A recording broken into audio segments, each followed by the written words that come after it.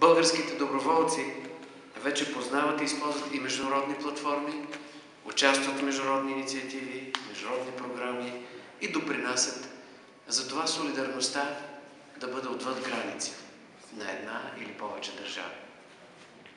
Аз съм убеден, че доброволците заслужават подкрепа от всички, от публичните институции, от неправителствените организации, от медиите, от бизнеса, от всеки един. Това, което ни свързва, е общия стремеж за повишаване на чувствителността, на активността на обществото към доброволчеството, към усилията заедно да вършим добри дела. Трудните ситуации през тази година бяха много ярко доказателство и доказаха, че мисията е възможна.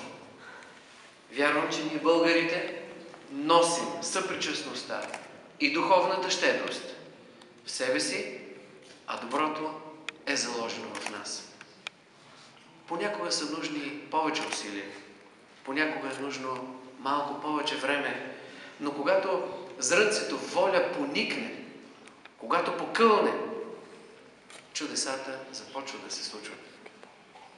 Така както активното гражданско общество излезе на сцената през последните 2 години по един демократичен, но категоричен начин и промени българската политика, тя изобщо не е същата вече. По същият начин и доброволците излязаха на сцената.